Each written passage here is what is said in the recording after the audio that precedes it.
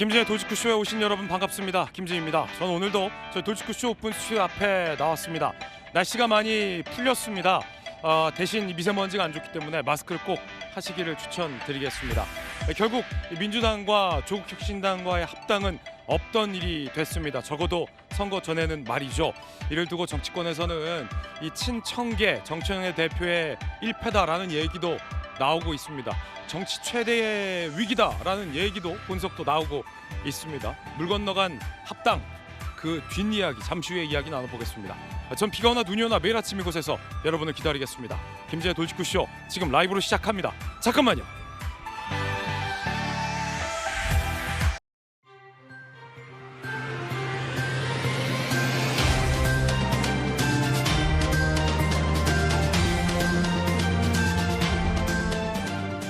신문 읽어준 남자입니다. 결국 조국 혁신당과의 선거정 합당은 없던 일이 됐습니다. 이번 일로 정청래 대표가 내상을 입었다라는 분석도 많습니다. 합당 무산의 후폭풍 잠시 후에 이야기 나눠보겠습니다. 오늘 조간신문 4가지 키워드 준비되어 있습니다. 함께 보시죠. 먼저 첫 번째 키워드입니다. 첫 번째 키워드는 뭘까요? 바로 이겁니다. 비서울, 비서울, 비서울. 동아일보가 오늘 일면에 쓴 기사인데요. 어떤 기사일지 함께 보시죠. 비서울이요. 내년 의대 490명 증원하기로 결정했습니다. 그런데 전원이 다 지역 의사제로 선발하기로 했습니다. 5년간 연평균 668명씩 늘리겠다라는 게 정부 구상입니다. 의협은 현장에서 감당 못할 것이다 라며 반발하고 있습니다. 핵심은 지역 의사 선발입니다. 그 지역에서 나고 자란 인재들을 그 지역의 의사로 배출하겠다라는 게 요지입니다. 사실 이 지방을 좀 내려가면 의료시설보다도 의료진이 부족한 상황이 많습니다. 그걸 해소하겠다라는 정부의 의지입니다. 이어서 다음 키워드입니다. 두 번째 키워드 함께 보시죠. 데이터. 한국 경제 사면입니다. 현관 비밀번호 5만 번 조회, 정보 불법 거래는 확인이 안 된다. 과기부가 결과를 밝혔어요. 특히나 충격적인 건 단순 열람을 넘어서 데이터를 수집한 것 같다라는 겁니다.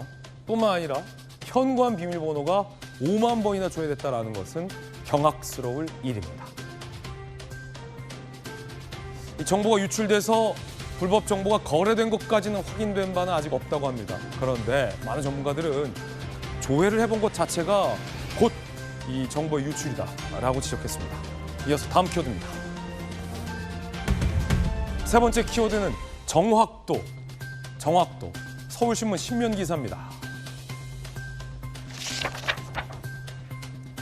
AI가 인간 의사보다 진료 판단 정확했다. 정확도 AI 94%, 의료진 85%. 인공지능이 실제 환자 사례를 분석한 결과 의료진보다 더 높은 정확도를 보였다는 연구 결과가 나온 겁니다. 연세대 의대 본과생들과 용인 세브란스 병원 교수 연구팀의 연구 결과입니다.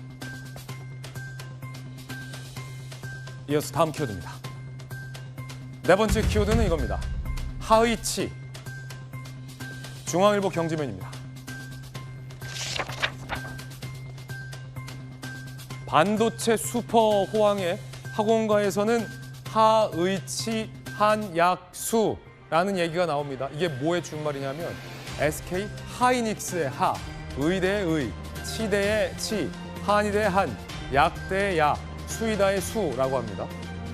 반도체가 잘 나가니까 입시 순서가 바뀌었다는 겁니다.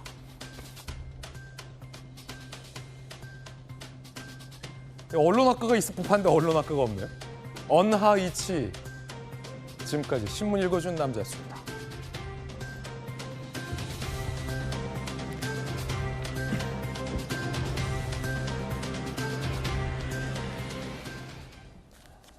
날이 확 풀렸습니다. 그만큼 미세먼지는 또 기승을 부립니다. 오늘 아침 함께하신 분들 소개해드리겠습니다. 걸어다니는 정법전, 우리 정혁진 변호사님. 부산에서 올라온 검사 출신의 곽규택 의원님 나오셨습니다. 안녕하십니까. 돌직구쇼의 안방마님, 김유정 의원님, 그리고 개항의 아들 양트정 변호사 나오셨습니다. 어서 오세요. 결국 조국 혁신당과 민주당의 합당은 선거 전에 없던 일이 됐습니다. 적극적으로 밀어붙였던 정청래 대표가 의문의 일패를 당했다라는 분석이 많습니다. 주제 공개합니다. 당 갈라놓은 합당 추진 정주행. 이 정청래 대표의 정주행은 멈춰졌다. 정청래 대표의 백기투항인데 들어보시죠. 오늘 더불어민주당 지도부는 긴급 최고위원회 회의를 갖고 다음과 같이 결정하였습니다. 첫째, 지방선거 전 합당 논의를 중단한다. 둘째, 연대와 통합을 위한 추진 준비위원회 구성을 결정하고 조국 혁신당에도 연대와 통합을 위한 추진 준비위원회 구성을 제안한다. 셋째, 지방선거 후 통합추진준비위원회를 중심으로 통합을 추진한다. 그동안 통합 논의 과정에서 있었던 모든 일들은 저의 부족함 때문입니다. 국민 여러분과 더불어민주당 당원들 그리고 조국혁신당 당원들께 사과드립니다. 우리 당 지도부는 이재명 대통령의 국정을 든든하게 뒷받침할 것을 다시 한번 다짐합니다. 김유주 의원님, 어제 김진애 덜하방을 보신 시청자분들은 아마 깜짝 놀랄 수도 있을 것 같은데 어제 제가 오늘 정청래 대표가 이렇게 말씀하실 것이다 라며 제가 예상 멘트를 했는데 거의 토시 하나 안 틀리고 똑같은 발언을 이제 예측이 나왔습니다. 결국 정청래 대표가 한 발 물러섰군요. 합당은 없던 일로예요? 네, 그럴 수밖에 없는 당내 상황이 있었죠. 그래서 일단은 지방선거 뒤로 논의를 미루는 결론을 내렸고요. 네. 이제 다만 저는 이제 지난 19일 3주 동안의 이 과정을 보면서 아무리 의도가 선하다고 해도 내부에서 충분한 논의와 어떤 절차적 정당성을 확보하지 못한다면 결국에는 분란과 갈등만 가져올 수밖에 없다라는 네. 교훈을 모두가 다시 한번 얻었을 거라고 생각하고요. 최근에 이 특검을 추천한 해프닝을 두고도 요 합당 무산에 좀 영향을 미쳤다 이런 당내 분석도 좀 있는 것 같고요. 네, 어떻게 보면 그게 또 결정적인 요인이 된 것도 같아요. 그렇군요. 왜냐하면은 그동안에 이재명 대통령이 해외 순방 때나 또는 어떤 굉장히 중요하고 국민으로부터 환영받을 만한 그런 일들이 일어났을 때 꼭 당에서 뭔가 걸림돌이 되는 듯한 네. 이제 그런 모습들이 간간히 있었기 때문에 이게 단순히 합당 긴급 제안 코스피 5천 찍은 날 1월 22일이었는데 그때가 또 하필 코스피 5천 찍은 날이에요? 네, 이렇게 좋은 날 왜 아, 하필 오늘이냐 이런 얘기들도 나왔었잖아요. 네네. 그날 그래서 내일이면 안 되냐. 내일이면 안 되냐. 예, 그때 당시 그런 얘기도 했었는데 찬물을 끼얹는 그런 느낌이었잖아요. 아니 그러면은 그 친명계 특히 지금 옆에 앉아 계신 정청래 대표 바로 옆에 앉아 계신 이현주 최고위원의 주장대로라면 이인자가 반란을 꾀했으나 반란엔 성공하지 못하고 무산이 됐다. 이현주 의원 말대로라면 이렇게 되는 거네요. 근데 뭐 그거는 이제 이현주 최고위원이 뭐 해석하기 나름인데요. 좀 거칠게 표현하셨겠지만. 예, 그래서 이제 그런 말들이 거친 설전과 남은 것은 이제 상처뿐이다. 가 돼버린 거죠. 그래서 이제 앞으로 숙제는 오히려 잘해보려고 하였으나 결국엔 내부의 반발이 이렇게 있었고 왜 또 이렇게 긴급하게 합당을 해야 되는가에 대한 차분한 설명 또 숙성 과정이 없었잖아요. 이제 그래서 결과가 이렇게 나온 것인데 이제는 오히려 3주는 잃어버렸고 앞으로 이 내홍과 갈등과 상처를 어떻게 수습하고 가는가가 지방선거를 앞두고 또 숙제가 돼버린 셈이 됐어요. 네네. 그래서 지방선거 승리와 이재명 대통령의 국정 운영을 성공을 위해서 뒷받침하기 위해서 합당이 필요하다라는 얘기를 하면서 제안을 했는데 결과적으로는 오히려 모든 게 조금 늦어지게 됐고 당의 어떤 갈등의 불씨를 키웠다는 점에서는 정청래 대표의 어떤 리더십의 퀘스천 마크가 찍히게 네. 됐고요. 또 이 수습이 제대로 안 된다면 저는 지방선거 이후에는 이게 순조롭게 또 합당 문제가 논의가 될 수 있을 것인가 이 부분에 대한 의심까지를 남겨뒀기 때문에 저는 리더십에 상당한 상처가 됐고 또 당내 갈등을 유발했다는 점에서도 당분간은 조금 이걸 봉합하는 과정에서 논란이 있을 수밖에 없겠다라는 생각이 듭니다. 예, 곽규택 의원님 예. 검사 출신이시지만 이게 뭐 그냥 이런 건 어때라고 정책을 꺼내 들었다가 철회한 수준이 아니라 친명계 발언들을 보면 뭐 이인자의 반란 반역. 어? 그런 말 나왔었잖아요. 하도 많아서 지금 다 까먹었는데. 그러다가 지금 주춤주춤해서 이 실패한 반란.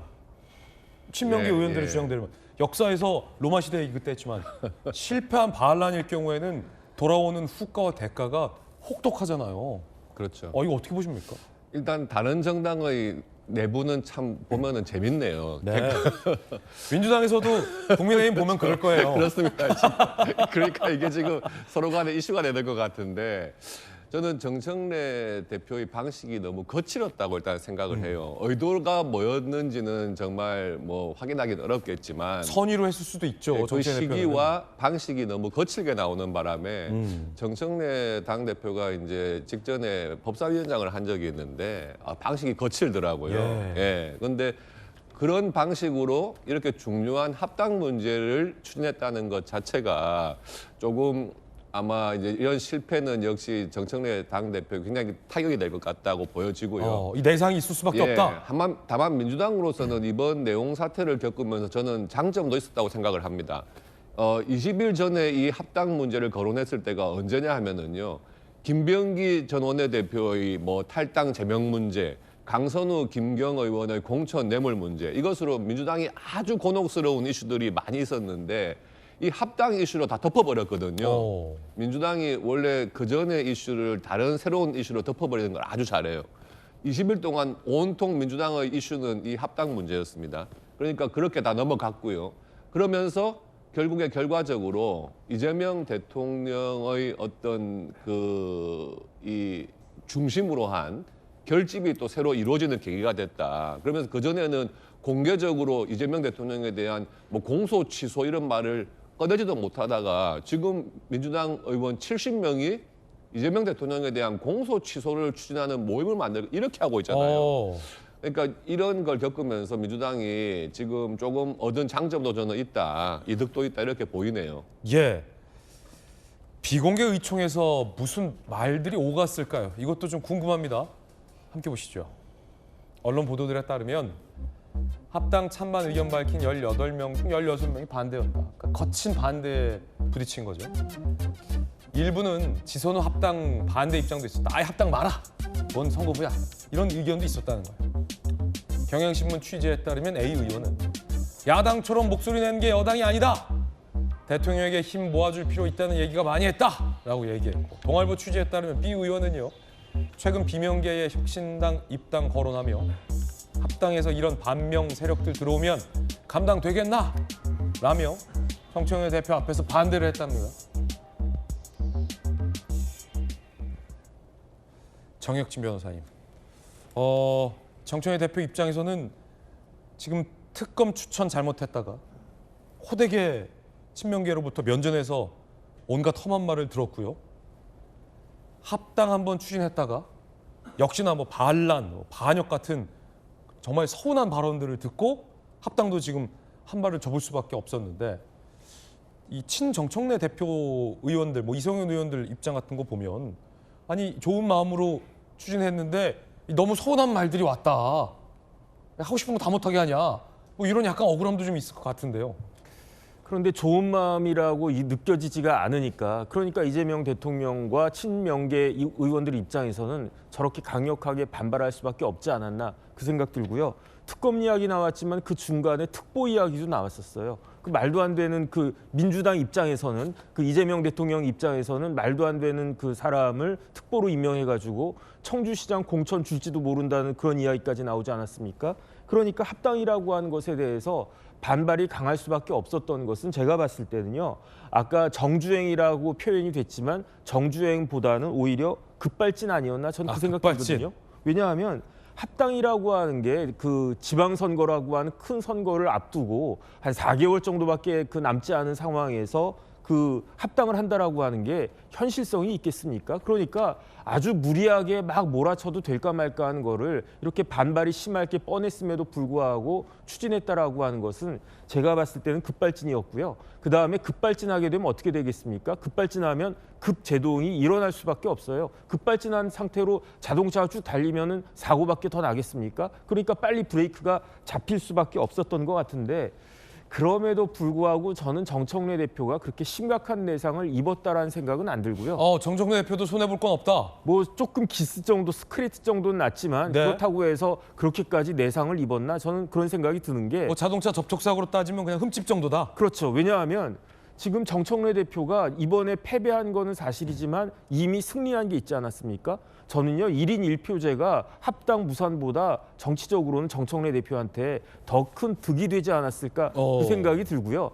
그다음에 이 합당 문제는 거의 뭐 오픈 게임에 불과하고 메인 게임은 뭐겠습니까? 제가 봤을 때 이번 지방선거에서 만약에 정청래 대표나 민주당에서 기대한 것과 같이 이제 곽규택 그 의원은 뭐 반대로 생각하시겠지만 민주당이 압승한다라고 하면 그 공은 오로지 정청래 대표한테 돌아가지 않겠습니까? 네. 그러면 또 국면이 확 바뀌지 않을까 그런 생각이 드는데 어쨌든 결론적으로 제 개인적인 생각은 이번 합당 논의를 통해 가지고 이득 본 사람은 아무도 없어요. 이재명 대통령도 기스가 났고요. 정청래 대표도 기스가 났고요. 엄하게 제일 큰 피해를 본 사람은 조국 대표 아니겠는가. 그러니까 이 게임은 윈윈 게임이 아니라 모든 사람이 패배한 그런 게임으로 일단락된 것 같다. 저는 그런 생각 듭니다. 당내 싸움을 보면서 가장 황당했을 건 조국혁신당 쪽이 아닐까요?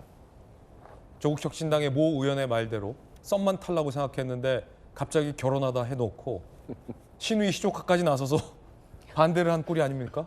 자, 그러자 그 옆에 있던 개혁신당이 그걸 가만히 보다가 이렇게 얘기했습니다.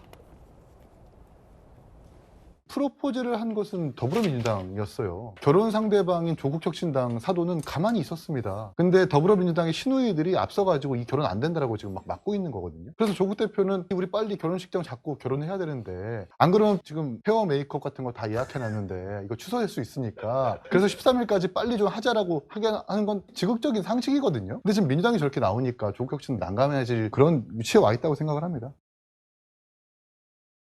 난감한 건 조국혁신당이다. 개혁신당이 보기엔 그렇다는 겁니다. 스드메, 스튜디오 드레스 메이크업 이거 예약 다 해놨는데 비용이 상당한데 이거 누가 보상하는 겁니까? 이렇게 약혼을 깨면. 에? 신우이 때문에. 에? 그러니까 지금 파혼한 건 아니고요. 자, 약간 뭐 예식장이나 여러 가지 문제로 결혼을 좀 미루자고 하는 그런 얘기죠. 6월 지방선거 이후에 합당을 논의하기로 하고 본격적으로 어제 정청래 당대표가 발표한 것처럼 합당 추진을 위해서 민주당과 조국혁신당 양쪽 다 이제 합당 추진 기구를 만들어서 공식적으로 합당을 조금 더 천천히 진행을 해보자라고 얘기를 했기 때문에 사실상 뭐 합당이 무산됐다고 보진 않고요. 저는 오히려 어제 한 거는 정청래 대표가 현명한 선택이었다고 생각을 합니다. 지금같이 이렇게 분란이 많은 상황에서 계속 이제 끌고 가게 되면은 파열음만 나오고 그리고 그게 결국 지방선거에도 악영향을 미칠 수 있는 거를 사실 정청래 대표가 본인이 제안을 하셔놓고 또 그걸 또 사과를 하면서 그걸 또 이제 접는 것 자체가 사실 쉬운 일은 아니거든요. 사실 마음만 먹었으면은 그냥 전당원 투표로 붙이자라고 할 수도 있었을 거고 또 이제 여론조사 결과에서는 합당에 찬성하는 민주당 지지자들은 합당에 찬성하는 비율이 훨씬 높게 나왔음에도 그래도 여러 의원들의 뜻을 존중을 해서 결국은 합당을 여기서 멈춘 거 한 거는 저는 굉장한 결단이었다고 생각을 합니다. 예. 그러니까 결국 이제 지방선거 결과에서 어떤 결과가 나오냐에 따라서 정청래 대표가 앞으로 향후 행보도 결정될 거라고 좀 보기 때문에 정청래 대표 입장에서는 그렇게 어제의 결과가 나쁘진 않았다. 저는 그렇게 보고 있습니다. 네. 혁신당 내의 반응도 좀 살펴보시죠. 조국혁신당 의원, 합당은 명분 싸움이었지만 이제 선거연대는 진짜 지분 싸움이다. 이런 얘기예요. 자, 이제 조국 대표의 운명은 어떻게 될까? 재보궐선거에 출마할까? 등등. 이제 민주당과 겨룰 수밖에 없어요. 선거 연대가 될지도 모르겠고요. 계양을, 아산을, 경기 평택, 민주당 강세 지역에 조국혁신당이 출마할 가능성 얘기도 나오고 있습니다. 자, 이번엔 저희가 준비한 다음 순서입니다. 뜨거운 인물 3인방을 저희들이 선정했습니다. 오늘 핫피플 3인방 만나보시죠. 첫 번째 주인공은 장동혁 대표입니다.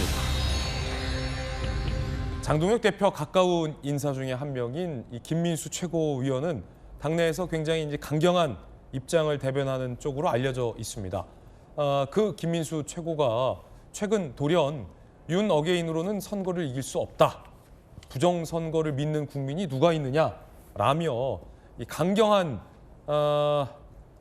보수 입장에서 선을 긋는 발언을 했습니다. 유턴인 셈인데 그러자 전한길 씨 등이 장동혁 대표 우리와 선 끊을 건지 윤 어게인인지 아닌지 입장을 밝히라라고 시한을 통보했는데요. 공교롭게 그 시한 안에 장동혁 대표가 입장을 밝혔는데 한번 들어보시죠. 논란이 되고 있는 계엄, 탄핵, 그리고 절연, 윤어게인, 부정선거 이 모든 문제에 대해서 전당대회 이전부터라도 저는 분명한 입장을 밝혀왔습니다. 그리고 그거에 대해서 공식적인 자리든 비공식적인 자리든 그 입장을 제가 가볍게 함부로 바꾸거나 그 입장을 번복하거나 한 적은 없습니다. 우리 내부에서 절연의 문제를 이야기하는 것은 늘 분열의 시작이 됩니다.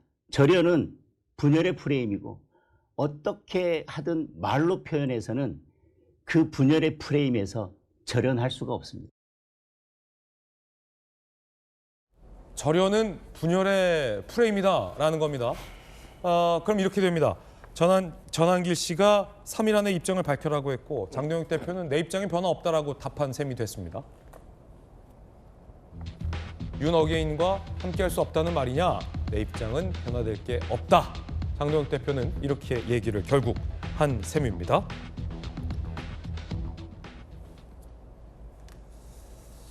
국민의힘 내부 반응은 어떨까요? 함께 보시죠. 설 민심에 영향 줄 수 없는 기대 이하의 메시지다. 이런 식으로 넘어간 게 몇 달째냐. 장 대표도 노선 변화 의지가 있지만 지지층 반발이 이어질 수 있기 때문에 애매모호한 입장을 한 건 아니겠냐 등등의 분위기라고 합니다. 그래서 윤 어게인과 함께 하겠다는 기존의 입장인 건지 윤 어게인과 절연하겠다는 건지 애매모호하다 내지는 결국 전한길 씨와 같은 궤를 하는 거 아니냐라는 해석들이 나오고 있는 그런 상황입니다. 그 가운데 전한길 씨가 김민수 최고를 만나서 도대체 이게 무슨 말이냐라는 해명을 들었다고 합니다. 김민수 최고는 전한길 씨에게 뭐라고 해명했을까요? 오늘 사실은 낮에 김민수 최고위원과 같이 식사를 했습니다. 거기에서 김민수 최고위원을 통해서 대신 답변을 들었습니다. 박성훈 대변인의 발표가 장 대표님의 의중이냐니까 노라고 했습니다. 여러분, 그것은 박성훈 대변인의 개인 의견이다. 지방선거 이기는 것이 지상 과제래요. 그러기 위해서 윤어게인이 전략적으로 좀 당장에는 불리할 수 있다 이런 이야기 하더라고요. 장충 변호사님, 그래서 입장이 도대체 뭐예요? 글쎄요, 저는 어떤 생각하냐면요. 리더는 내비게이션이라고 생각을 하거든요. 그러니까 나를 따르라 이게 리더 아니겠습니까? 내비게이션은요, 우리가 어디로 가는지 목적지를 찍어줘요. 내가 이렇게 이 길 따라서 쭉 가면 어디에 도착한다, 광화문에 도착한다. 저희 집에서 저 내비 켜고 왔거든요. 근데 왜 내비를 갖다 킵니까? 그 길을 몰라서 킵니까? 그렇지가 않아요. 왜 내비를 갖다 키냐면은 몇 시쯤 도착할 건지를 내비가 알려주니까. 그러니까 지도자는 다시 한번 정리하면 어디로 갈 것인지 목적지를 다른 사람들한테 명확하게 알려주고 그다음에 그 길을 가기 위해서 가장 최적의 길이 어떠한 길인가, 반포대교를 건널 것인가, 잠수교를 건너야 되는 것인가, 그거를 알려주고 그다음에 이렇게 가면 몇 시쯤 도착할 것인가, 8시 반에 도착할 것인가, 8시 40분에 도착할 것인가, 이런 것들을 알려주는 사람이 리더 아니겠습니까? 그런데 장동혁 대표가 이끄는 국민의힘은 또 곽규택 의원님한테 미안하지만 어디로 가는지 모르겠어요. 제가 봤을 때는요, 길을 잃은 것 같아요. 장동혁 대표가 열심히 가는 것 같은데 다시 정신 차리고 딱 보면 다시 그 자리로 온 거 아닌가, 그런 생각이 들고요. 그다음에 제일 심각한 거는 지금 국민의힘의 리더가 장동혁입니까? 저는 그런 생각 안 들거든요. 지금 국민의힘은 고장난 거 아니겠습니까? 고성국 전한길. 그래가지고 제가 봤을 때는요, 지금 문제가 굉장히 심한 거 아닌가, 저는 그런 생각이 들고요. 제발 조금 어떻게 가는 게 지금 특히 이번 지방선거를 앞두고 국민의힘이 가야 될 길인가, 그다음에 그렇게 가면 어떤 결과가 나올 것인가, 일반 특히 이제 국민의힘을 지지하는 사람들이 예측할 수 있도록 그렇게 당을 이끌어야 되는 것이 아닌가, 그런 생각합니다. 이 좀 헷갈리는데 김유정 의원께서 보시기에는 그래서 어떤 입장이라고 보십니까? 김민수 최고는 이른바 윤 어게인을 주장하는 분들과 굉장히 가까이 지내다가 돌연 어느 유튜버에서 이제는 윤 어게인으로는 선거 치를 수 없다, 전륜, 부정선거는 음모론이다. 부정선거와도 선을 그었더니 전환기 씨를 만나서 전환기 씨가 거의 따진 건 아니에요. 지금 뭐 하는 거냐라고 하니까 지방선거 앞두고 전략적으로 좀 멀어진 필요가 있다. 선거 전략상 그러면 저류는 하는 듯한 입장을 밝혔다는 겁니까? 장동혁 대표 입장 궁금해서 또 보니까 내 입장은 변한 게 없다. 전류는 분열의 프레임이다. 그거 하자고 하지 마라. 라고 하는 거면 입장이 뭐라는 겁니까? 그러니까요. 전륜이 분열의 프레임이면 제명은 통합의 프레임입니까? 다 제명시켰잖아요. 당내 통합도 안 되고 있는 가운데 어떻게 국민들의 마음을, 특히 중도층의 마음을 얻겠다는 것인지 지금 행태로 봐서는 이해할 수가 없는데요. 각자 그냥 널뛰듯 하고 있는 것 같아요. 중구난방입니다. 그래서 누구 말이 맞는 건지도 잘 모르겠고. 그러면 김민수 최고 입장만 좀 좁혀보면 네. 윤호개인으로는 선거 치를 수 없다. 부정선거는 믿는 사람 없다라고 하더니 그걸 주장하는 전환길 씨한테 가선 선거를 앞두고 전략적으로 좀 멀어져야 돼요. 형님 기다려주세요. 그러면 본심은 아닌데 멀어지는 척했다 이겁니까? 그러니까 국민 기만이죠. 그거는. 겉으로 눈 가리고 아웅하는 거 아닙니까? 겉으로는 뭔가 이제는 새로운 변화가 일어나는 듯한 그런 발언들을 쏟아내다가 하루아침에 저럴 수가 있나라는 생각들을 많은 사람들이 하게 되잖아요. 그런데 금방 또 전환길 씨 만나서는 전략입니다라고 얘기를 했다는 거 아니에요. 전략? 예. 그런데 전략을 막 이렇게 다 노출해도 됩니까? 전환길 씨는? 이거 비밀인데. 비밀인데, 그러니까 너만 알고 있어. 그런데 너만 알고 있으라고 그랬다는 말까지 다 한 거잖아요, 지금. 네. 그러니까 전략이라고 했는데 전환기 씨는 사실 국민의힘에 이게 전략이 맞다고 손치더라도 관심이 없는 거예요. 본인이 유튜브에서 이런 걸 다 하나하나 모든 걸 공개하면서 자기 장사하고 있는 거 아닙니까? 그런데 그런 전환기 씨를 당의 지도부가 만나가지고 사실상 이거는 전략인데요. 이러면서 또 뒤로는 사정하고 그게 내 진심이 아니었다고 지금 봐달라고 하는 것처럼 저희는 보인단 말이에요. 네. 그러니까 국민의힘이 도대체 이게 어디로 가는 것인가. 최고위원은 이런 말하고 당대표는 또 다른 말 하고 있는 이런 상황에서도 또 뒤에 가서는 그 최고위원이 또 딴 얘기하고 전환기 씨는 도대체 이 국민의힘을 위하는 발언인지 알 수 없잖아요, 저거는. 그럼 김민수 최고는 윤어게인이지만 선거를 앞두고 전략적으로 윤어게인과 분리되는 듯해 보이는 발언을 취했다. 하지만 속내는 여전히 윤어게인이다. 이 말이에요? 그렇죠. 그러니까 전환기 씨가 지금 그 소위 전략 아닌 전략을 다 공개해버린 거잖아요. 그러니까 전략 작전 실패인 거죠. 그러니까 속내를 다 이미 들켜버렸다. 그래서 변화의 조짐은 전혀 보이지 않는다. 저희는 그렇게 읽고 있습니다. 옆에서 보던 개혁신당 이준석 대표는 뭐라고 했을까요? 이 전략에 대해서. 앞에서는 절연, 뒤에서는 포옹. 낱말은 절연이요, 반말은 기다려달라. 전략적 모호성이 아닌 전략적 비겁함이다. 전유관 씨와 윤어게인 세력은 정리의 대상이다. 이준석 대표는 이렇게 비판을 했습니다. 전환길 씨를 비판한 게 아니라 김민수 최고를 비판한 거군요. 오세훈 서울시장은 뭐라고 했을까요? 들어보시죠. 선거는 다가오고 있는데 저는 장동혁 지도부의 과욕이 빚는 부작용이다 이렇게 생각합니다. 한마디로 윤석열 전 대통령의 계엄을 잘못됐다고 하는 분들 계시고 그때 당시의 상황에서는 필요했다라고 보는 분들이 계시는데 이 두 분들은 양립할 수 없는 분들이거든요. 그런데 이 두 카테고리를 다 보듬어 안고 선거를 치르겠다. 이건 과욕이죠. 양태현 변호사님, 오세훈 시장도 과욕이다. 이 전략이 좋은 전략은 아닌 것 같다. 그러니까 이 전략적으로만 누가 맞다 그러다의 가치 판단을 떠나서 다른 분들이 많이 말씀해 주셨으니까 선거 전략상은 어떤지 좀 평가를 해주세요. 그러니까 이 윤어게인을 외치는 강경한 지지층들이 김민수 최고가 전략적으로 윤어게인으로는 선거 못 치른다라고 선을 그으면 그분들이 아 전략이구나라고 양해해 주실지 선거 전략상 그래야 성공하는 거잖아요. 두 번째는 윤어게인으로 선거 치르지 못한다라고 이렇게 김민수 최고가 지금부터 얘기하면 그걸 비판해 왔던 기존의 보수 지지자들은 아 이제 달라졌구나 찍어야지 라고 표를 주실지 그래서 두 마리 토끼를 다 잡을 수 있을지 이게 지금 선거 전략이잖아. 성공해야 되려면.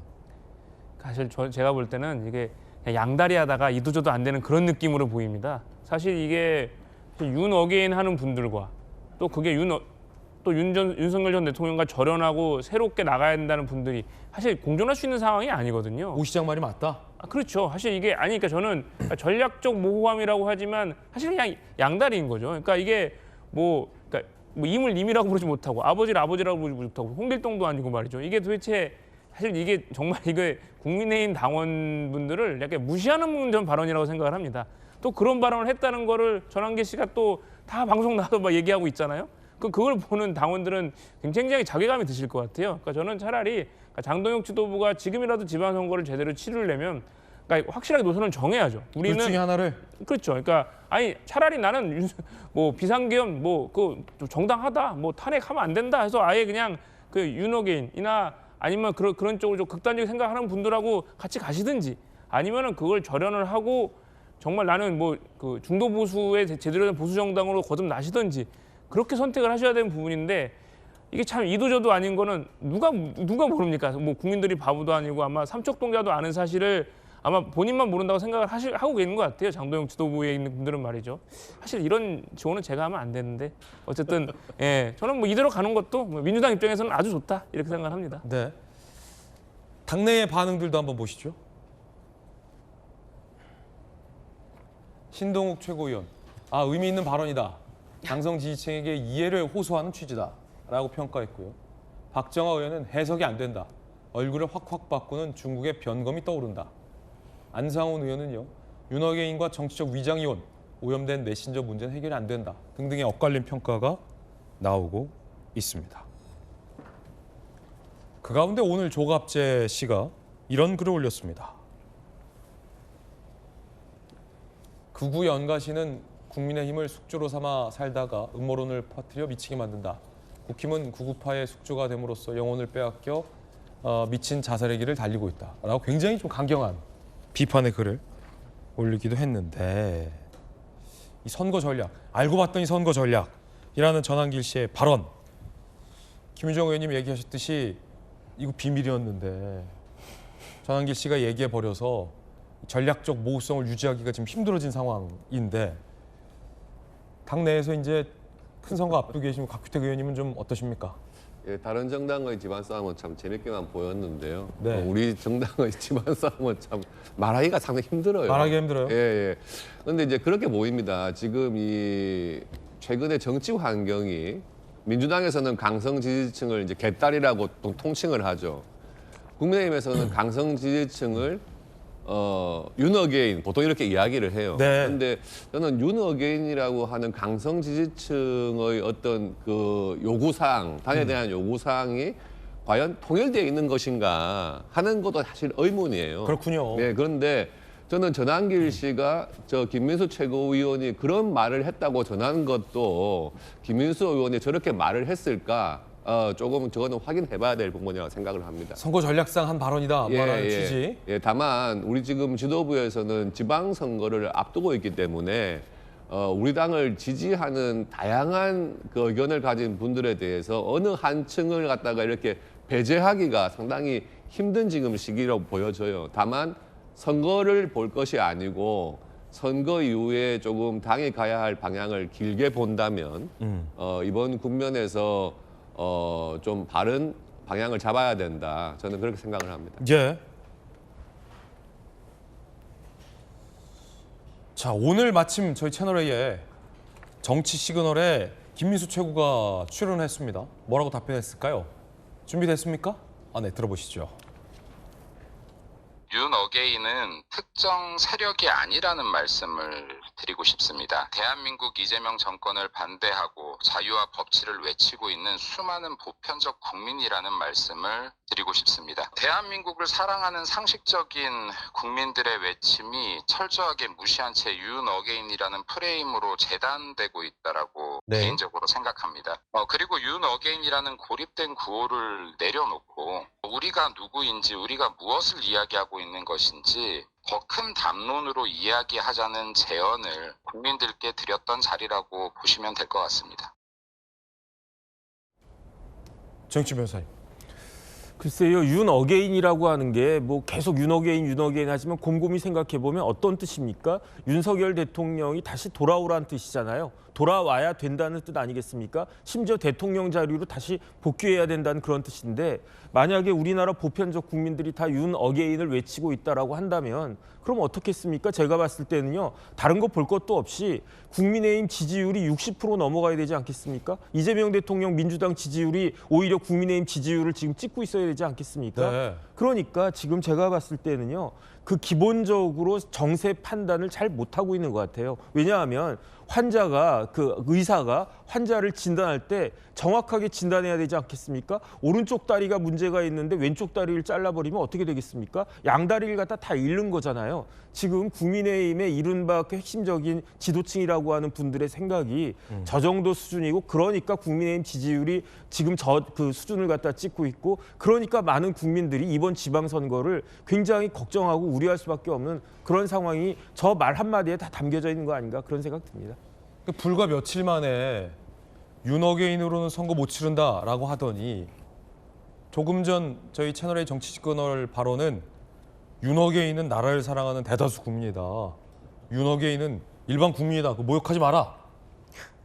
이게 불과 며칠이잖아요. 네네. 윤 어게인으로는 선거 못 치른다라고 했던 분이 윤 어게인은 나라를 사랑하는 국민 대다수다. 이게 지금 양립할 수 있는 발언입니까? 그러니까 길을 잃은 것 같아요. 어제는 이 생각 들었다가 오늘은 이 생각 들고, 내 마음을 내가 알지 못하고 내 마음이 갈대인가 뭐 여기저기 왔다 갔다 하고, 바람이 불면 이쪽으로 갔다가 또 저쪽 바람이 불면 이쪽으로 갔다가, 이런 식인데 저런 분들이 그 지도자라고 이끌겠다라고 하니까, 그러니까 자동차를 운전하는 그 운전사가 마음이 왔다 갔다 휙휙 바뀌면 차가 어떻게 가겠습니까? 저는 지금 이게 우리나라의 정치의 모습이 아닌가, 그런 생각이 듭니다. 김민수 최고 오늘 저희 채널A 정치시간의 발언입니다. 상식적 국민이 윤 어게인으로 프레임이 됐다. 그럼 이 말은, 오늘의 이 말은 김정은 의원님, 윤 어게인과 선거를 치르겠다라는 말인데, 나라 사랑하는 국민들이니까. 근데 불과 며칠 전에는 윤 어게인으로는 선거 못 치른다고 얘기했잖아요. 그러니까 본인이 무슨 말을 하고 있는지는 알고 하는 얘기일까요? 윤 어게인이라는 표현이 극단적인 아닌 보편적인 국민들의 정서라는 거잖아요.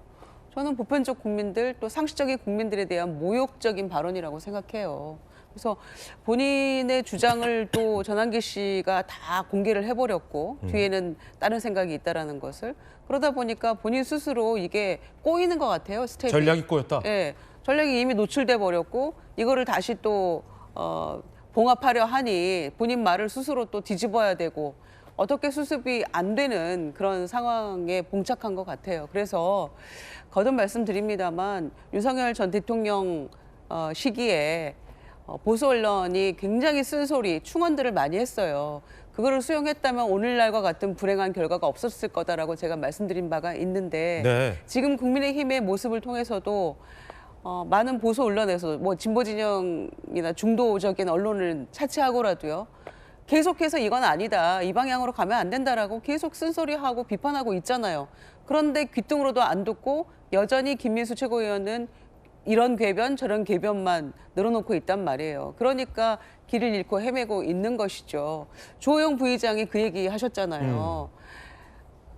당이 길을 잃고 방향을 잃고 헤매고 있을 때는 민심이라는 등대를 보고 가야 된다. 좀 굉장히 적절한 얘기를 한 거라고 생각하거든요.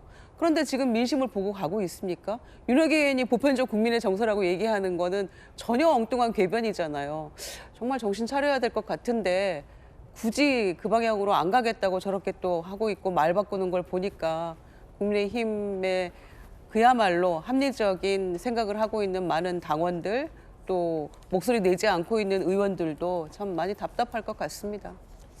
그 가운데 전두환 전 대통령의 사진을 당사에 걸어야 한다라고 발언한 것으로 알려진 국민의힘에 입당한 고성국 씨에게 국민의힘의 서울시당, 그러니까 친한파의 배현진 의원이 서울시당 위원장이잖아요. 탈당을 권유했습니다. 서울시당이 윤리위가 탈당 권유를 의결했습니다. 민주화 운동의 역사를 부정함으로써 국민적 갈등을 조장했다. 내란죄 처벌받은 전 대통령을 미화했다라는 이유입니다. 고성국 씨가 이의 신청하면 이게 중앙당의, 그러니까 당의 윤리위, 그러니까 장동혁 대표가 임명한 윤리위원장이 계신 그 윤리위로 갑니다. 만약에 이 신청을 안 하면 자동 제명이 되는데, 그러니까 국면은 고성국을 살리려면 중앙당 윤리위가 개입을 하는 거고, 고성국을 살리지 않으려면 중앙당 윤리위가 개입을 안 하게 되는 거군요. 어떻게 될까요, 양 변호사님? 저는 이번 행태가 사실 그렇게 이제 한동훈 전 대표 측에서 계속 장동혁 지도부에 비판했던 행동을 사실 지금 서울시당 위원장이 누굽니까? 약간 친한파라고 알려진 배현진 의원 아닙니까? 그러니까 그분이 사실은 똑같은 행동을 하고 있다고 봅니다. 사실 그러니까 제가 알기로는 최근에 서울시당 윤리위원장도 최근에 다른 분으로 교체를 했고 김경진 전 의원으로 되신 걸로 알고 있는데, 그런 식으로 해서 결국 자기 입맛에 맞지 않는 사람을 똑같이, 그러니까 한동훈 전 대표 찍어 눌러서 제명시키듯이 똑같은 행동을 하고 있는 것과 다름없다, 이렇게 보고 있거든요. 사실 이렇게 돼버리면은 한동훈 전 대표 측에서 계속해서 장동혁 지도부에 비판해왔던 거에 대한 동력이 떨어지는 거죠. 그러니까 마음에 들지 않는다고 저런 식으로 뭐 이렇게 바로 그냥 윤리위에 보내서 제명하는 방법이, 그러니까 언제부터 이런 윤리위원회가 정말 이제 정적을 죽이는 그런 수단으로 변질돼 버린 것 같아서 매우 안타까운데요. 아마 저거는 당연히 고성국 씨는 이 신청을 해서 또 아마 이제 중앙윤리위원회에서는 저것과는 아마 다른 판단을 할 걸로 보여요. 그러니까 이런 식의 약간 정적 죽이기가 국민의힘 내부에서 계속되고 있는 것이 글쎄요, 보수 정당이 좀 몰락하고 있는 모습인 것 같아서 안타깝습니다. 공교롭게 또 윤어게인과 고성국 씨가 접점이 또 있기 때문에 과연 어떻게 될지도 좀 향후 지켜보겠습니다. 핫피플 함께하고 계십니다. 두 번째 주인공 만나보시죠. 최경환 전 경제부총리입니다. 오랜만에 모습을 드러냈습니다. 10년 전 내 말 듣고 집 산 사람들 나한테 고맙다고 인사하더라 라며 현 정부의 부동산 정책과 지난 문재인 정부의 부동산 정책을 한꺼번에 우회적으로 비판을 했습니다. 들어보시죠. 요즘도 제가 어디 가면은 예. 당신 말 들어서 그때 집 사기를 잘해서 고맙다. 예.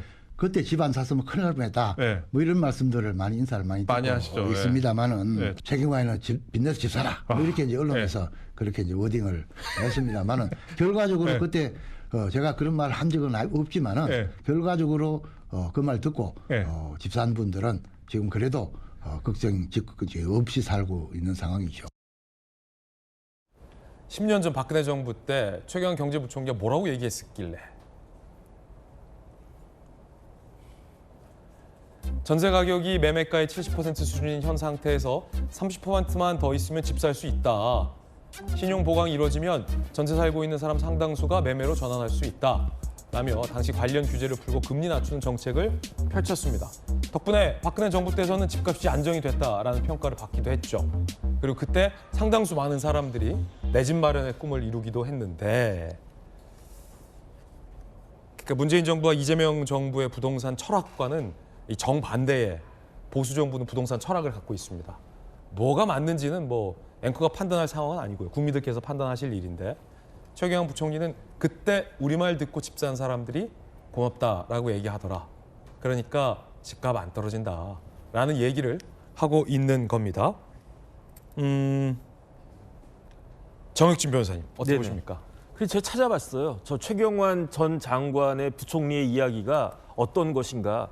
그래서 그냥 눈에 띄는 대로 아무 아파트나 서초동에 있는 아무 아파트나 딱 찍어봤거든요. 조금 전에 찾아봤는데 2014년 7월 9일에 그 어떤 아파트 30평짜리입니다. 그때가 얼마에 팔렸었냐면 7월 9일에 실거래입니다. 이게 호가도 아니고 8억 8,300만 원이었어요. 2014년에. 그때 샀어야 됐네. 11년 전입니다. 그 12년 전인데. 그때 샀어야 됐어. 그런데 2025년, 최경환 부총리가 이야기한 게 2014년이니까. 예. 그런데 그 아파트가 가장 최근에 팔린 게 작년 12월 18일이었어요. 얼마인지 아세요? 같은 아파트예요? 같은 아파트. 얼마예요? 얼마냐면 33억 5천만 원입니다. 그때 샀어야 됐네. 그러니까 11년 동안에 얼마 올랐냐면요. 25억 올랐어요. 그러니까 1년에 2억도 더 올랐다는 이야기입니다. 1년에 한 2억 5천씩 올랐다는 이야기예요. 그러니까 그때 뭐 저도 이제 뭐 저는 그때 집이 있었어요. 근데 만약에 2014년으로 돌아간다라고 하면 진짜 있는 돈도 박박 긁어가지고 최경환 부총리 말씀을 전적으로 믿고 그야말로 대출 엄청 땡겨가지고 집을 두 채 세 채 샀으면은 지금 훨씬 더 고맙다고 생각하지 않았습니까? 근데 그때 당시 최경환 부총리가 이렇게 영끌해서 집사라는 취지가 아니었네요. 네네. 보니까 전세가가 매매가의 70% 수준이다. 그러면 전세가가 굉장히 올라 있는 상황이니까 현 상태에서 30%만 더 있으면 집을 살 수 있으니 신용 보강이 이루어지면 대출을 받아서 자기가 납부할 수 있는 수준에서의 대출로 전세보다 집을 사는 게 주거엔 안정적이다라는 취지의 발언한 거네요. 그게 이제 시장 상황에 맞는 그 이야기를 하신 건데, 그런데 그리고 난 다음에 그때가 2014년이 박근혜 대통령이었는데 이어지는 대통령이 문재인 대통령이었고, 문재인 대통령이 온갖 규제를 다 함으로 인해 가지고 공급이 멈췄잖아요. 그러니까 집값이 올라간 거 아니겠습니까? 한번 올라간 집값은 거기에 굳어지잖아요. 그런데 지금 이재명 대통령 정권에서는 또 어떻게 될 것인가, 많은 사람들이 좀 걱정이 되는 거 아닌가. 아무리 이재명 대통령이 장담하고 뭐 자신 있다 그렇게 말씀을 하셔도 똑같은 말씀하신 분이 있었습니다. 그게 누구냐면 문재인 대통령이었잖아요. 그러니까 불안하다 이런 생각이 드는 겁니다.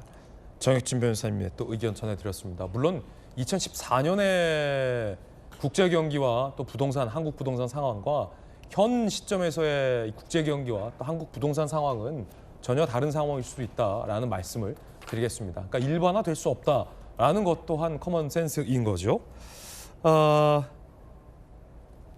정부가, 이재명 정부가 여러 차례 이제 부동산 규제 정책을 발표했습니다. 그 중에 하나가 실거주하지 않으면 집을 팔지도 집을 살 수도 없게 묶어놓은 겁니다. 그런데 이런 규제 정책 때문에 시장에서는 다주택자들이 집을 팔라라는 대통령의 이 말씀과 현장이 충돌한다라는 지적이 많았습니다. 집을 팔고 싶어도 실거주하지 않으면 사고 팔지 못하게 되는 정부 규제와 충돌한다는 겁니다. 그러자 정부가 한 발 물러섰는데요. 어제 국무회의 구윤철 부총리의 얘기 들어보시죠. 집을 내가 몇 채 들고 있는데 다 전세를 주고 있다.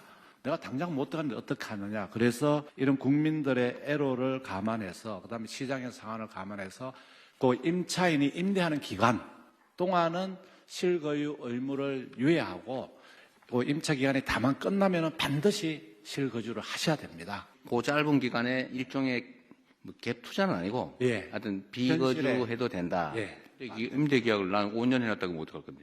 보통은 2년이니까. 그럼 그것도 한도를 정해요. 예, 2년으로 하겠습니다. 5월 9일로부터 2년 이내에만 네. 실제 입주하면 된다. 네네.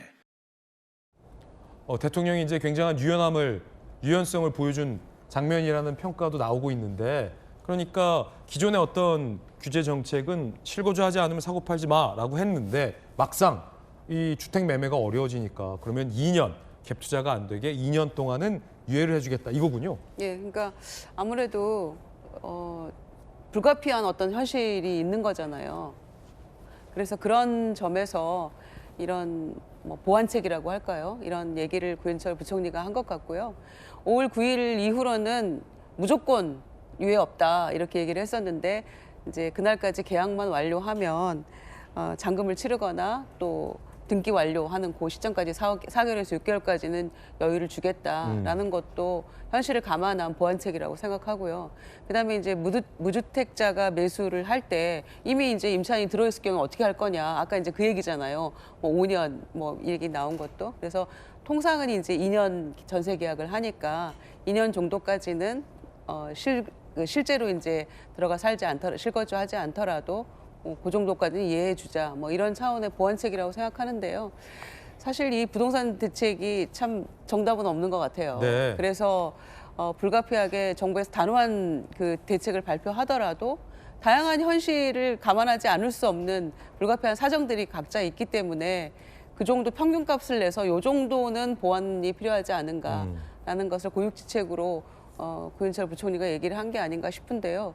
다만 경계해야 될 것은 그런 식으로 조금 그 달라지고 하다 보면 문재인 정부 때 실패했던 기억이 나잖아요. 그 트라우마가 우리 있기 때문에 또 계속해서 말을 바쁘게 되는, 또 문재인 전 대통령도 우리가 부동산 대책은 실패했다라고 또 얼마 전에 시인하는 그런 말씀도 했기 때문에. 문재인 전 대통령이 부동산 실패라고 말씀하셨어요? 네, 유튜브에서. 그렇구나. 예, 탁현민 씨하고 대화 가운데. 그때는 집값 잡았다고 막 통계도 발표하고 그랬잖아요.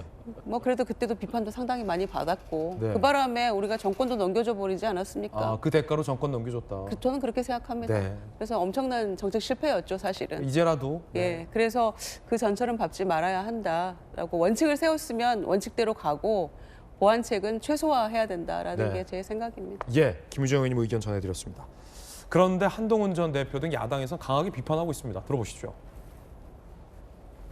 부동산 정책을 하는 데서 정말 필요한 건 뭐냐면 정부의 신뢰입니다. 정부 관계자가 한 말이 지켜지고 적어도 이 기준에 따라 움직일 것이니까 여기에 맞춰서 살아내라라는 약속이 중요해요.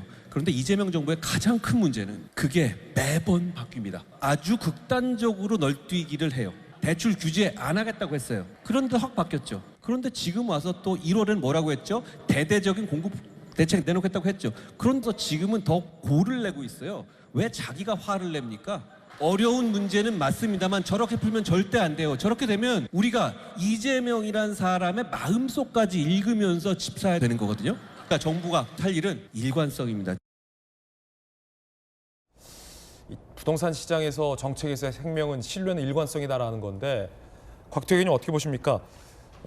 예를 들어 이것도 마찬가지인데 이 실거주하지 않으면 전매 제한을 딱 했을 때 사실은 무주택자 입장에서 지금 집을 사야 된다라고 하는데 당장 내가 사놓은 집에 못 들어갈 수도 있잖아요. 자금 사정도 있고 예를 들어서 당장 집에 들어가기는 좀 자금이 안 되는데 꼭 집이 필요해요. 결혼이라든지 아니면 뭐 그래서 대출을 받아서 사놓고 전세를 주고 나는 다른 곳에 살다가 돈 열심히 모아서 집에 들어가는 그게 사실 우리 아버지들 어머니들이 다 했던 건데 지금 그게 막혀 있잖아요. 그때 많은 전문가들이 그런 우려했었거든요. 선의의 피해자가 많이 나올 수 있다.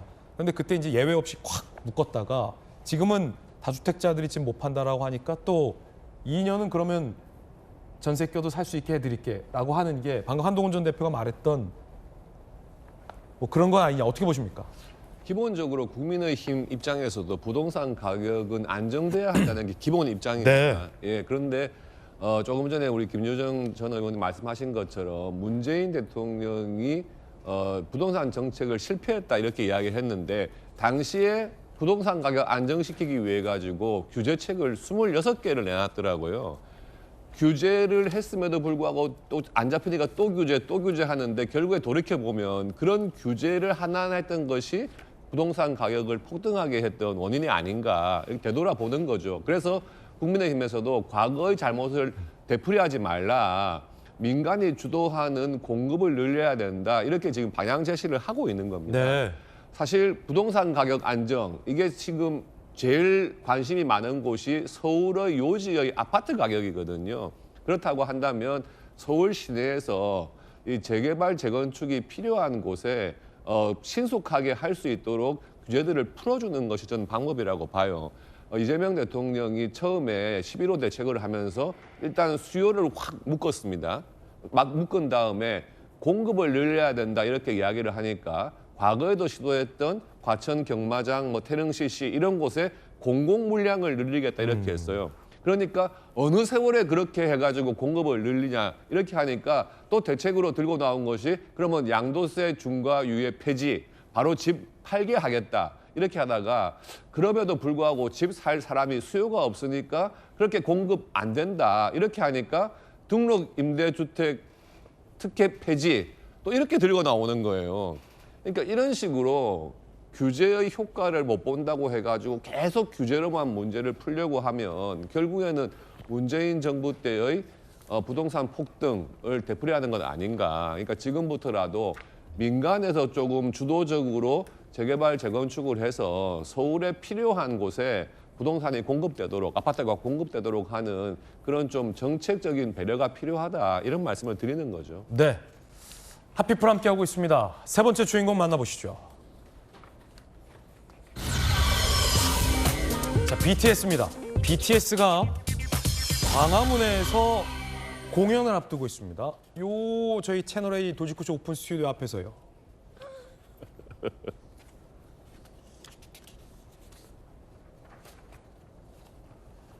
피켓팅 예상. 피 튀기는 티켓팅을 요즘 젊은 분들이 피켓팅이라고 그래요. 피켓팅. 피 튀기는 티켓팅. 26만 명 이상이 모일 걸로 예상돼요. BTS 컴백 라이브 아리랑. 정규 5집 아리랑 발매 이튿날 광화문의 무료 콘서트예요. 와, 오픈 스튜디오에서는 보이는데. 스탠딩 구역, 지정 좌석 등 총 15,000명 입장 방안이 논의 중이고요. 23일에 티켓이 오픈할 예정이라고 합니다. 인근 대형 스크린 설치 예정이고요. 최대 26만 명 인파가 예상된다라고 합니다.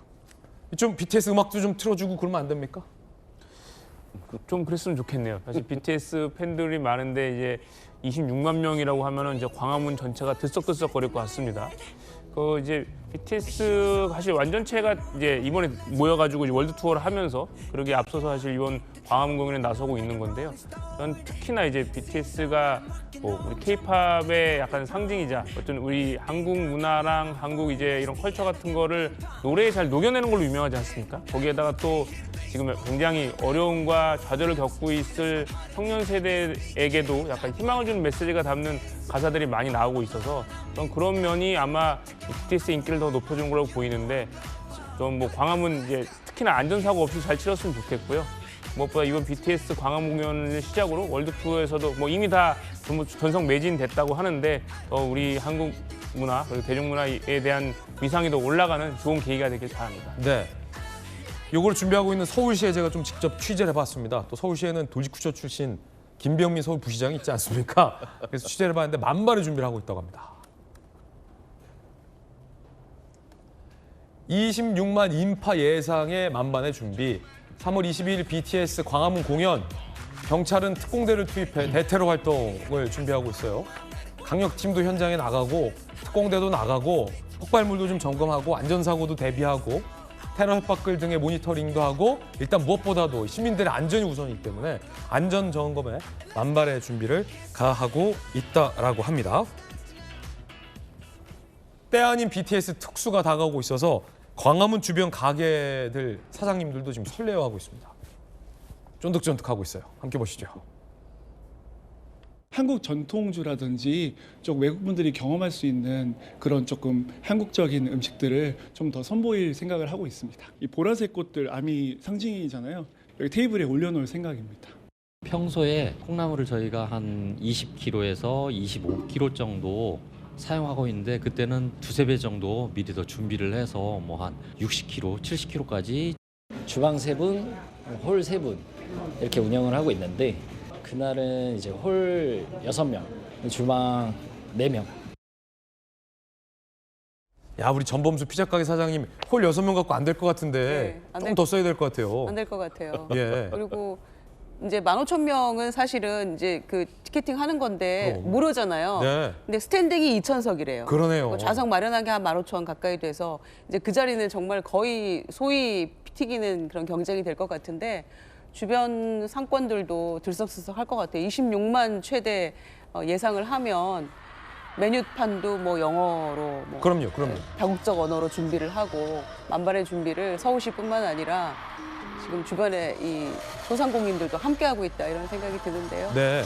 모쪼록 뭐 3월 21일 날 토요일 오후라고 하는데 전 세계 아미가 온다. 예. 안 그래도 요즘 서울 관광이 전 세계 관광객들 사이에서 인기거든요. 핫하거든요. 그 K-팝 데몬 헌터스 때문에. 그렇죠. 그런데다가 더해서 지금 BTS가 몇 년 만에 완전체로 좀 출범하는 그런 아리랑 새 앨범 발매하면서 하는 공연인데 전 세계적으로 지금 한마디로 난리가 날 것 같습니다. 그리고 또 BTS가 정말 대단하게 또 군에 입대해서 제대를 해서 완전체로 또 공연하는 거 아니겠습니까? 그렇죠. 그런 의미에서 모범적인 그런 아이돌 그룹이라고 볼 수 있겠죠. 네. 저희 그 광화문 채널A 4호 돌직구쇼가 생방송이 진행 중인 이곳 광화문 오픈 스튜디오에서 불과 바로 대각선이 지금 보입니다. 오픈 스튜디오 창문에서 보이고 교황이 한번 저희 오픈 스튜디오 앞을 지나가셨고 이번엔 BTS가 저희 앞에서 공연을 하기 때문에 저는 그날 오픈 스튜디오에서 볼 겁니다, 여러분. 부럽죠. 부러우신 청년들은 채널A에 또 입사를 하면 되는 거예요. 어떻게 생각하세요? 너무 좋은 기회일 것 같습니다. 네.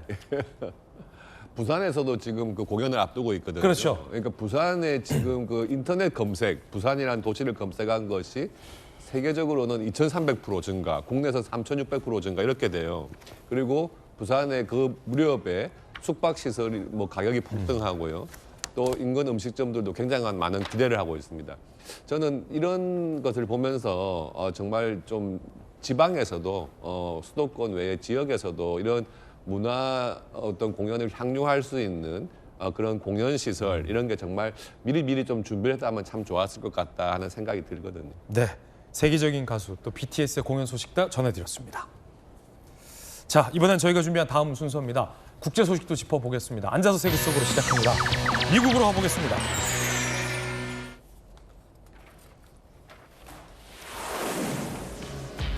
중간 선거를 앞둔 트럼프 대통령에게 비상이 걸렸습니다.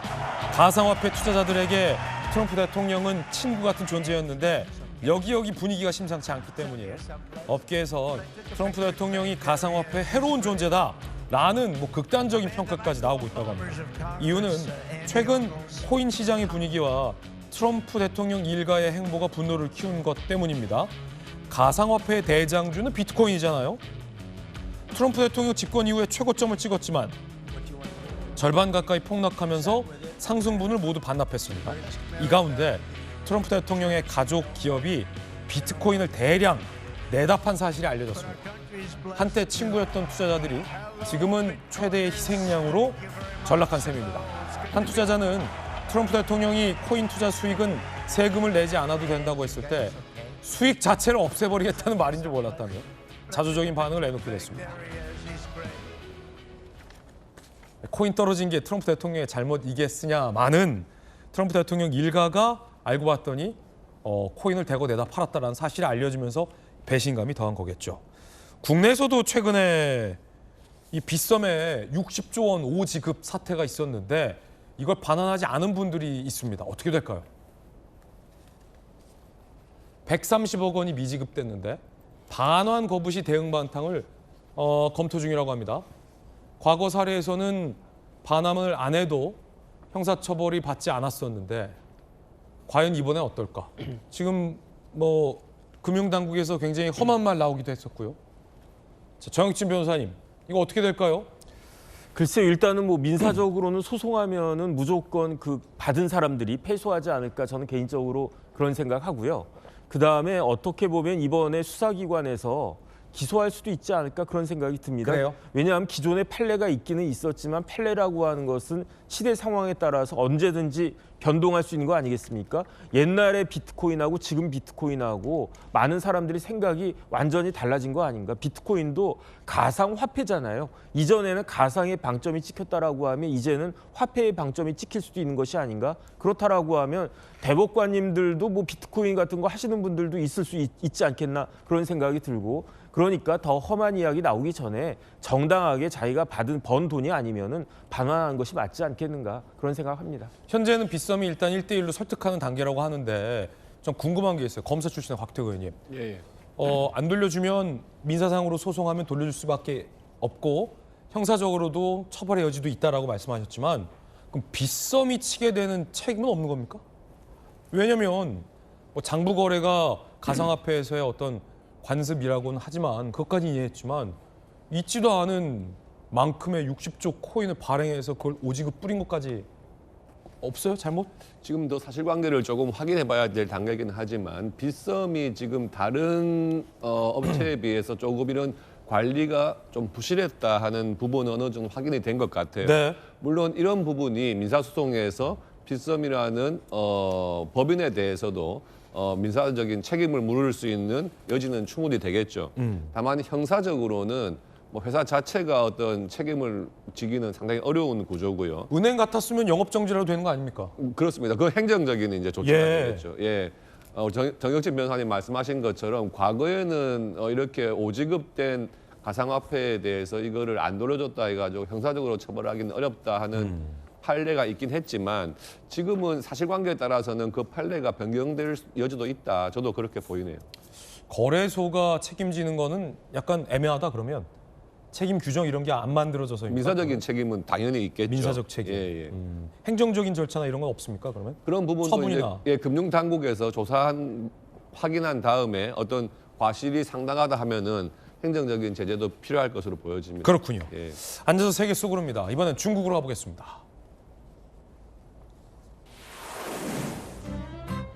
로봇이 대세죠. 중국은 심지어 로봇이 일상이 됐다고 합니다. 조금 답답하긴 하지만 로봇에게 세차를 맡길 수가 있게 됐습니다. 지금 세차하는 거 보세요. 아이의 부모는 자신의 취미생활 낚시를 하고 뒤에서 로봇이 유모차를 끄는데 저는 저 불안해서 어떻게 맡길까요? 무거운 짐을 대신 옮겨주는 건 물론 강아지 산책을 하는데 개가 개를 산책하네요. 개가 황당하지 않을까요? 야, 지금 누가 나를 산책시키는 거야? 로봇은 문화의 영역에서도 활용됩니다. 감정을 표현할 수 있는 로봇도 나왔다고 합니다.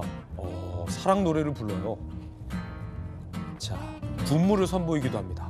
배우, 관객, 해설까지 1인 다역의 로봇이 맡기도 합니다. 가격이 부담스럽다면 저렴한 가격으로 로봇을 대여할 수도 있어서 소비자의 반응도 나쁘지 않다고 합니다. 결혼식 축가 21만 원을 로봇이 불러준다고 합니다.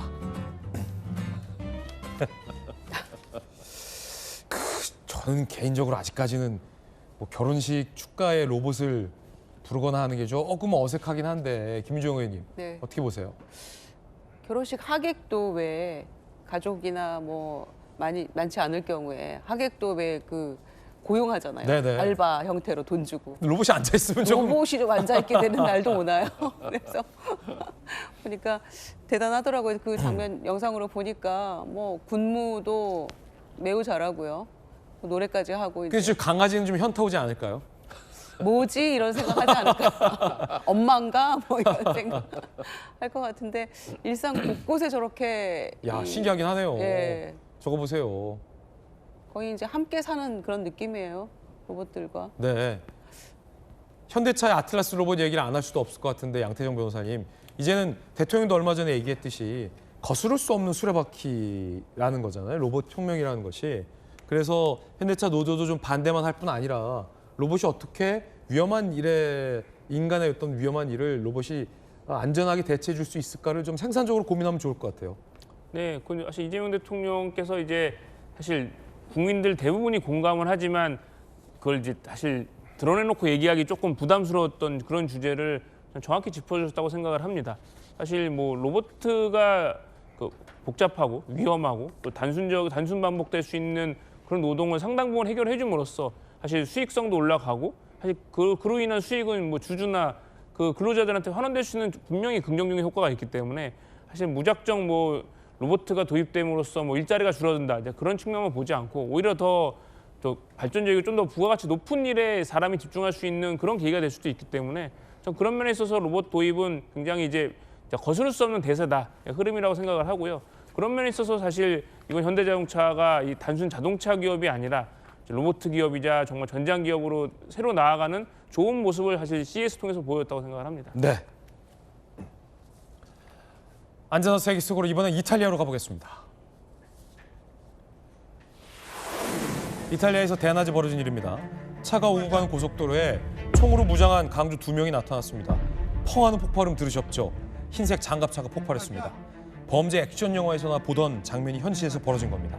강도단이 훔친 차 여러 대로 바리케이트를 설치하고 군용 폭발물을 사용한 겁니다. 이들이 노린 건 현금 수송 차량인데요. 폭발물로 차량의 뒷문을 날려버리고 내부 금고를 탈취하기 위한 목적이었습니다. 강도단은 경찰의 추격까지 계산해서 고속도로 바닥에 금속 못까지 뿌리는 치밀함을 보였습니다. 하지만 뛰는 강도 위에 나는 경찰입니다. 경찰은 헬기를 동원해 추격했고 2명을 검거했습니다. 이번 사건의 범인이 최소 6명일 것으로 보고 달아난 공범들에게 대한 수사도 착수한 상황입니다. 지금까지 앉아서 세계 속으로 였습니다. 다음 소식입니다. 중국이 일본 총선 결과에 불편한 기색을 감추지 않고 있습니다. 일본의 유명 애니메이션인 포켓몬스터를 비난한 건데 군국주의가 깔려 있다라고 비난하고 나선 겁니다. 다소 논리는 좀 이해하기 어려운데 어떤 얘기인지 이윤상 베이징 특파원이 취재했습니다. 일본의 상징물 도쿄타워에 군국주의의 상징인 우길기가 흔들립니다. 다카이치 사나의 일본 총리가 옛 일본군 차림을 한 망령 앞에서 옷 매무새를 가다듬습니다. 중국군이 AI 제작 뮤직비디오를 공개하며 다카이치 총리를 조롱했습니다.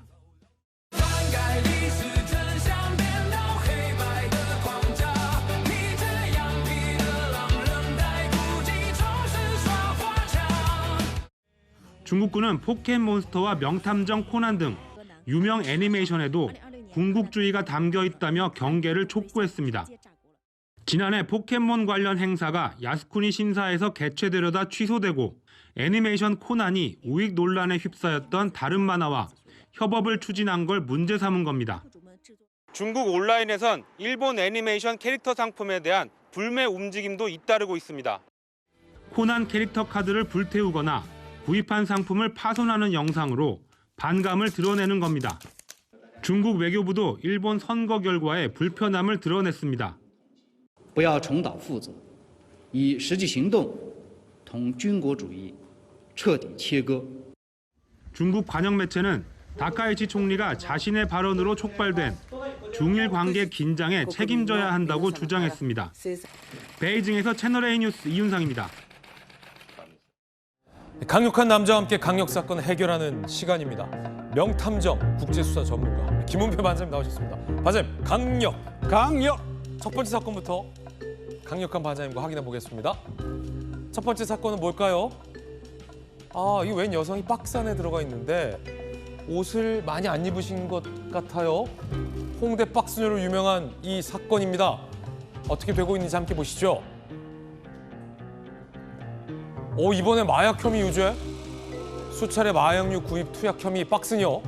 재판부 여러 차례 마약류 취급했고 경찰 조사받던 중에도 다른 종류의 마약류를 취급했다라며 징역 2년에 집행유예 4년이 나왔는데, 자, 일단 반장님, 이 박스녀 사건, 박스녀의 정체부터 좀 설명을 해주세요. 그렇습니다. 박스녀 사건이라고 하는데 20대 여성인데 2003년 10월경에 알다시피 압구정동이라든지 홍대 입구에서 알몸 상태에서 박스만을 입었습니다. 그러니까 엉덩이 내려오는 박스, 얼굴까지 오는 걸 그걸 쓰고 돌아다닌 거예요. 이건 아마 그 유튜버 조회수 때문에 그런 것 같은데, 그러다 보니 이렇게 공연 음란 행위로 걸린 겁니다. 그래 걸려가지고 그 당시에 재판을 받았는데 2심에서는 벌금 400만 원을 했는데 2심에서는 징역 8개월에 집행유예 2년을 했던 거예요. 세졌네요. 세졌죠. 당연히. 왜냐하면 이게 세진 이유가 있습니다. 청소년들이 모항범죄가 할 수가 있고 성적인 문제이기 때문에 좀 사회 심각성이 받기 때문에 그랬는데 불구하고 2024년도 6월경에 마약을 투약한 혐의로 조사를 받게 됐는데, 아니 그러면은 이 박스만 입고 신체 접촉을 유도했던 것과 별개로 그 와중에 마약에도 손을 댔다? 그렇죠. 마약에 손댔는데 케타민이라고 있습니다. 그게 수면 유도제, 마취제인데 요거를 5번을 구입을 했고 또 필로폰을 한 차례 투약을 했습니다. 또 케타민도 한 차례 투약했기 때문에 검찰에서는 재판에 넘겼는데 재판부에서는 저는 이해가 안 가지만은 징역 2년에 집행유예 4년을 때린 다음에 추징금 184만 원을 했는데, 실제적으로 제가 경찰 생활에 33년을 했는데요. 집행유예 중에 집행유예를 주는 경우도 드물지만 더군다나 공연음란 행위로 집행유예 줬는데 마약 사범인데도 불구하고 집행유예를 줬다? 이건 제가 알기로는 재판 판사분들도 1%도 안 낸다고 보고 있어요. 저런 경우 없었거든요.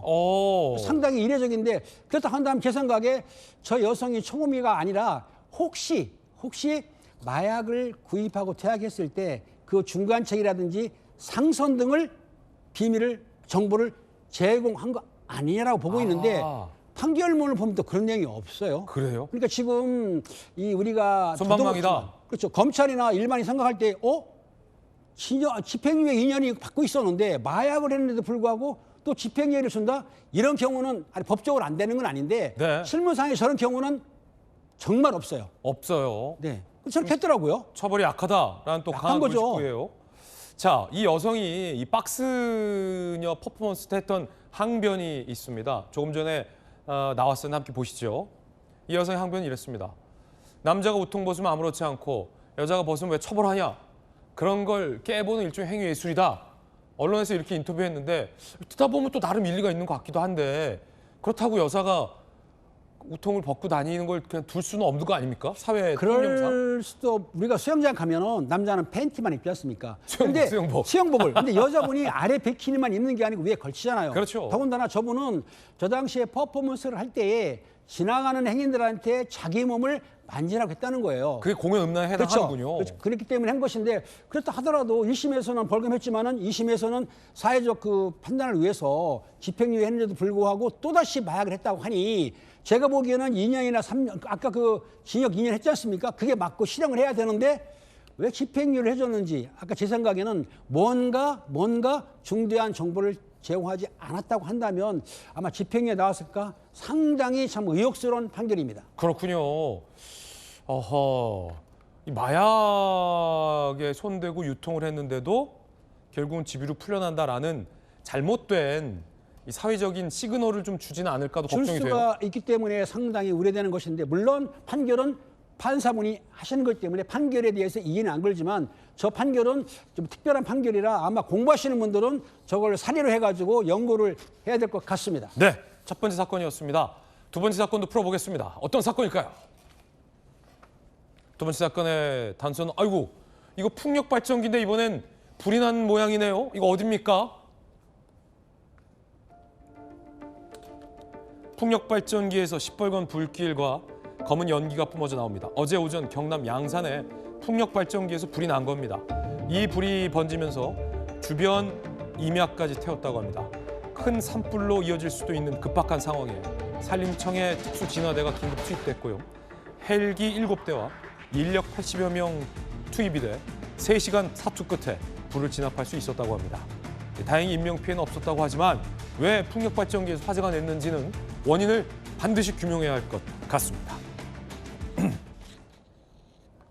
반장님, 이거 무슨 사건입니까, 이건? 그렇습니다. 어제 양산에 있는 풍력발전소, 산에 있었습니까? 세워져 있는데 저 풍력발전소에서 불이 발생한 거예요. 이유는 모릅니다. 네. 불이 발생하니까 만약에 산 위에 있는 풍력 발전기에서 화재가 나게 되면 그 산불이 날 가능성이 크기 때문에 아마 소방당국에서는 뭐 인력 82명 그리고 소방대라든지 헬기 동원해서 32대의 그 장비를 동원해서 다행히도 초기 진화를 해서 큰 불을 잡았다고 합니다. 그런데 문제는 있습니다.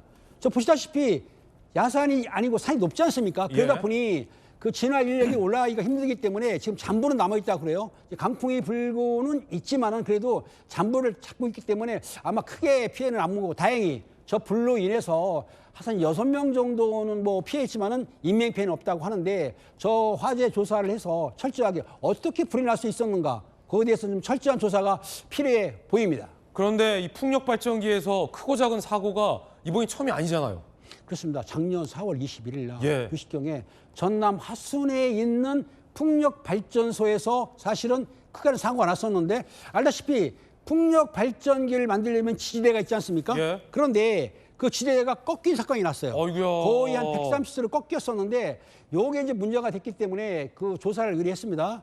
지멘스 가메라는 회사가 제조사인데 거기에 조사를 해봤더니 알다시피 저 날개 있지 않습니까? 네. 날개 하나에 약간 균열이 생겼는데 균열이 그런데 아마 바람이 불다 보니까 균열이 커지고 저게 부러진 거예요. 근데 부러지면서 땅에 떨어지면 다행인데 떨어지면서 그 127m의 지지대를 딱 강탈한 거죠. 그러다 보니 저 약한 지지대가 구부러졌는데 저러다 보니까 지나가는 사람이 없었기 때문에 큰 피해는 없었는데 지금 내가 알기로는 화손군에서도 그렇고 지멘스에서 저걸 다 철거를 했다고 알고 있습니다. 네. 다시 세운다고 하는데 물론 저 날개가 저 길지 않습니까? 저게 지금 유리섬유로 돼 있다는 거예요. 상당히 강한데 바람 때문에 근데 원인은 뭐냐면 왜 균열이 갔는지 그거는 아직 원인이 판명이 안 됐다고 하기 때문에 좀 신경을 써야 될 것 같습니다. 지난주 영덕에서 풍력 발전기 휜 거 저희가 영상도 보여드렸어요. 이렇게요. 오우. 자, 이거 굉장히 좀 위험천만한 상황이었는데 이 풍력 발전기가 요즘 연이어 이런 사고, 아찔한 사고가 나는 게 이 전반적인 점검을 좀 다 해봐야 될 것 같아요. 재생에너지가 좋긴 합니다만 저것 때문에 큰 사고로 이어지면 안 되는 거 아닙니까? 그러니까 저런 풍력발전소가 상당히 많이 생기고 있는데요. 저거를 국내에서도 제조하기 힘들기 때문에 외국에서 수입하는 걸 알고 있는데 저 수입 단계부터 점검을 철저히 해서 저런 사고가 나가지고 인명피해가 나면 안 되기 때문에 철저한 점검도 필요하고 또 사후 관리도 상당히 필요하다고 생각이 듭니다. 네, 세 번째 사건 풀어보겠습니다. 오늘의 세 번째 강력반 사건 뭘까요? 이겁니다. 니마 가지 마요. 굉장히 좀 애절한 제목인데 사건은 그렇지 않다고 합니다. 함께 보시죠. 안락사 위의 출국 시도. 사건 굉장히 진지한 사건이에요. 결국 자 그제 오전 9시 30분경 이런 신고가 왔어요. 아버지가 안락사 목적으로 출국하려고 한다. 반장님 어떤 사건입니까? 그렇습니다. 저 어제 같은 일인데 인천공항에 한 남자가 나타났습니다. 60대 남성이 프랑스 파리로 가려고 했는데 그 가족들이 연락이 온 거예요. 우리 아버지가 안락사 목적으로 출국하니까 좀 말려주세요 이렇게 했습니다. 경찰이 신고를 받고 그분을 만나가지고 제지를 하려고 했더니 이분이 뭐냐면 폐 섬유 중이라 몸이 안 좋다. 내가 마지막 여행을 간다. 그러니 프랑스 파리로 가겠다. 이렇게 말하니 대한민국은 자유국가. 여행 간다는데 막을 수 있습니까? 없습니까? 없죠. 막지 못하는 거예요. 그때 못 막고 있었는데 그 뒤에 11시 반쯤에 연락이 다시 왔습니다. 뭐라고 왔냐면 유서가 발견됐다. 미안하다. 그러니까 이걸 돌아가신다고 하니까 그럴 경우에는 경찰이 개입할 수가 있습니다. 아, 그래요? 그렇죠. 자살을 다투면은 방조죄라든가 직무유기가 걸리거든요. 그래서 요거를 이제 설득을 했는데 저분은 어떻게 생각했냐면 자기가 스위스에 가서 스위스는 외국인도 그 조력 자살이라고 하는데 안락사가 가능하거든요. 외국인 되는데 단 조건이 있어요. 내가 지병이 낫지 않는다. 극심한 고통이 있다. 아니면은 내 자발적으로 타인 강요 아니다. 이럴 경우에는 안락사를 시켜주는데 안락사도 내가 안락 약물을 주입하는 게 아니고 약물을 주면은 스스로 주입해서 사망하는 것인데 우리나라는 조력 자살이 된다? 안 된다? 안 된다. 안 된다. 그렇기 때문에 우리나라는 조력 자살을 못하기 때문에 아마 스위스에 가가지고 안락사를 하러 가려고 했는데 경찰관이 끈질기게 설득을 한 뒤에 결국 출국하지 않고 국내에 잔류했다고 합니다. 네, 누리꾼들 반응 한번 보시죠.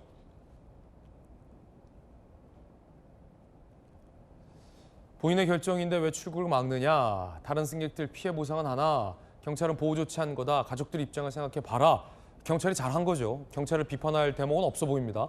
생명은 소중하고 가족들의 의사도 중요하고 경찰로서는 의무를 다했다고 봅니다. 어떻게 보십니까? 그렇습니다. 저게 본인이 스스로 자살하거나 극단적 선택하는 것에 대해서 우리가 관여는 못하지만은 알았을 경우에 더군다나 가족이 요청을 했지 않습니까? 막아달라고 할 경우에는 경찰관이 긴급 발동을 해서 그러니까 조력 자살을 못하도록 우리가 예방하고 또 차단하는 것은 당연한 업무이기 때문에 잘한 것이라고 생각이 듭니다. 네. 저 경찰관 저한테도 연락 오면은 뭘 보내준다? 피자 준다. 피자 한 판 보내준다. 김문배 관장님과 함께 강력한 사건 풀어봤습니다. 관장님 감사합니다. 강력! 강력! 저희들은 60초 광고 보고 돌아오겠습니다. 강력! 네, 오늘 저희가 준비한 소식 모두 다 전해드렸습니다. 잠시 후 아래 주소에서 김진의 더 라방이 시작됩니다. 잠시 후에 뵙죠. 오늘 하루는 분명 어제보다 나을 겁니다. 좋은 하루 되십시오. 고맙습니다.